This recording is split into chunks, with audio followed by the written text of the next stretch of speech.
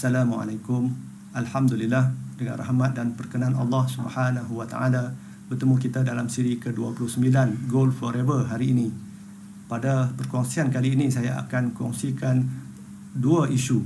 Yang pertamanya adalah hasil kajian oleh Bloomberg Opinion dan yang kedua kritikan terhadap defisit kerajaan Amerika.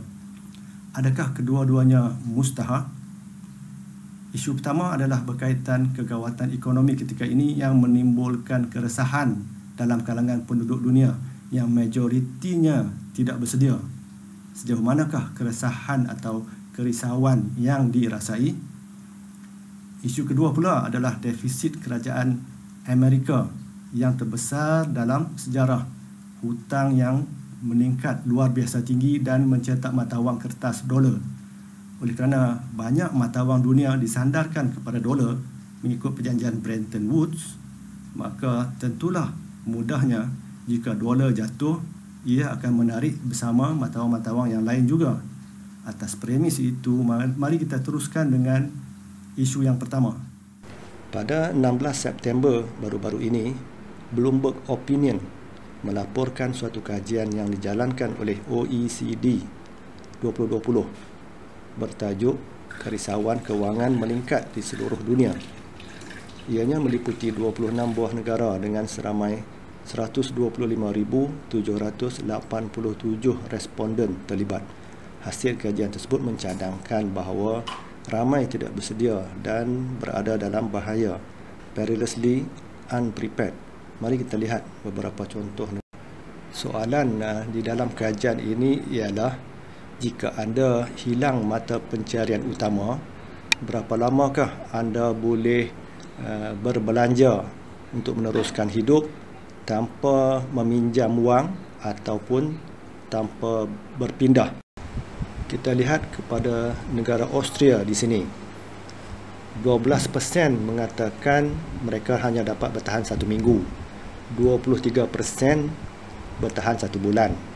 21% 3 bulan, 34% lebih daripada 6 bulan, dan ada juga 10% yang mengatakan menjawab tidak tahu. Adakah anda selesa ketika ini? Itulah yang saya harapkan dan doakan, dan di antara objektif utama siri Gold Forever ini diwujudkan. Mari kita lihat seterusnya. Negara kita, Malaysia, kedudukan negara kita 24% hanya dapat bertahan 1 minggu, jauh lebih besar daripada Austria yang kita lihat sebentar tadi. Seterusnya 30% dapat bertahan 1 bulan, 16% 3 bulan, 10% lebih dari 6 bulan. Kita lihat peratusannya berkurang 10%. Dan yang terakhir 22% tidak tahu. Ini yang membimbangkan. Dan jika kita bandingkan dengan negara jiran kita Indonesia, kedudukan kita adalah lebih baik, 24% 1 minggu berbanding Indonesia 46% dapat bertahan 1 minggu.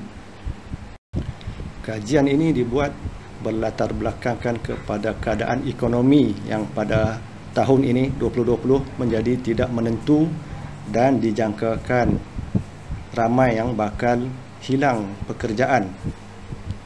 Oleh itu, secara keseluruhannya kita dapat lihat di sini daripada 26 buah negara tersebut yang dibuat kajian, secara keseluruhannya 28% dapat bertahan 1 minggu, 25% sebulan, 15% 3 bulan, 18% lebih daripada 6 bulan, dan selebihnya lebih kurang 14% menjawab tidak tahu. Yang mana berdasarkan kepada kajian tersebut, ia mencadangkan bahawa yang kategori tidak tahu ini menunjukkan mereka ini tidak bersedia ataupun pertimbangkan langsung realiti yang bakal berlaku, ataupun mereka tiada sumber pendapatan ataupun kewangan untuk menghadapi kegawatan ekonomi tersebut. Berdasarkan kepada keputusan tersebut, cuba fikirkan di mana kedudukan anda 1 minggu, 1 bulan, 3 bulan, lebih daripada 6 bulan atau tidak tahu. Ini berdasarkan kepada keadaan ekonomi yang telah pun dimaklumi bahawa 2020 merupakan keadaan yang bergelora. Ianya memerlukan perhatian yang serius daripada setiap kita. Seterusnya, di sudut yang lain pula, kita dapat lihat kajian OECD 2020 ini menunjukkan bahawa 42% daripada mereka yang disoal ataupun diselidik bimbang, 40% prihatin dan 37% sekadar cukup sahaja. Itu isu yang pertama. Baik, sekarang kita masuk kepada isu yang kedua, iaitu berkaitan dengan ekonomi Amerika. Ramai pengkritik mengkritik cara kerajaan Amerika menguruskan kewangan, khususnya pada tahun 2020 ini. Kita lihat kepada artikel ini dengan tajuk 3.3 trillion federal deficit is the real pandemic to be concerned with. Mereka bimbang apa yang dilakukan oleh kerajaan Amerika ini akan memberi kesan buruk kepada ekonomi. Mari kita lihat kepada kandungan artikel ini. Di sini ditunjukkan bahawa 3.3 trilion defisit yang dialami oleh kerajaan Amerika bukan sahaja 3 kali lebih besar daripada bajet tahun lepas, tetapi ianya merupakan yang terbesar, bajet defisit yang terbesar dalam sejarah.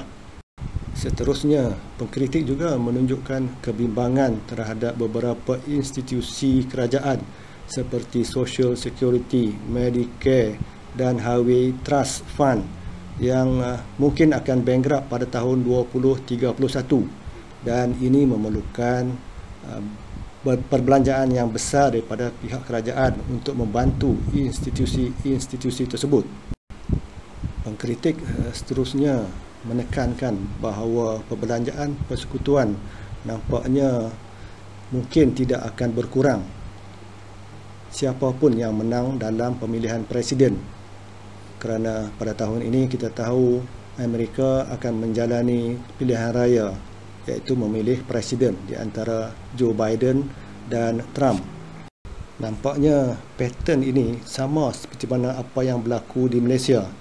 Kedua-dua belah pihak, sama ada kerajaan dan juga pembangkang, sama-sama bersetuju untuk berbelanja besar sekurang-kurangnya pada tahun 2020 ini dan mungkin 2021 dan tahun-tahun berikutnya.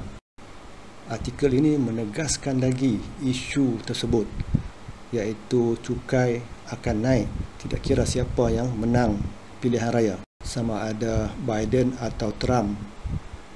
Ini berdasarkan kepada konsensus, pandangan konsensus berdasarkan kepada kajian tersebut terhadap 578 pemimpin korporat di Amerika Syarikat. Sebabnya adalah untuk membayar trilion wang yang digunakan dalam rangsangan ekonomi untuk membantu isi rumah dan perniagaan mengharungi cabaran ekonomi. Jika ini benar-benar berlaku, maka rakyat Amerika bukan sahaja berhadapan dengan cukai-cukai yang lebih tinggi, tetapi nilai dolar untuk membayar cukai tersebut juga menurun, sebagaimana yang berlaku apabila Fed menyuntik lebih banyak inflasi ke dalam sistem kewangan. Ringkasnya, inilah dua isu penting yang hendak dikongsikan kali ini, iaitu yang pertamanya, kajian tentang keresahan penduduk dunia yang sedang menghadapi kegawatan ekonomi yang belum pernah disaksikan sebelum ini, dan yang keduanya, defisit kewangan di Amerika.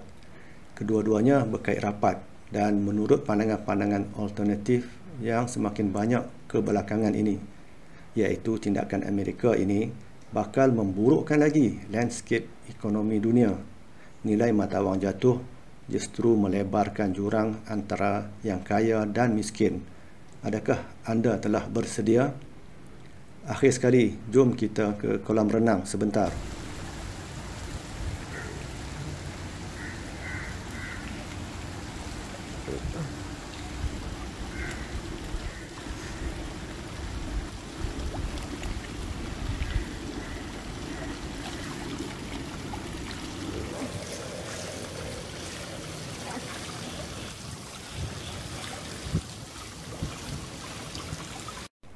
InsyaAllah berjumpa lagi kita di sesi perkongsian yang akan datang dalam siri Gold Forever ini. Nantikan sesi berikutnya. Assalamualaikum warahmatullahi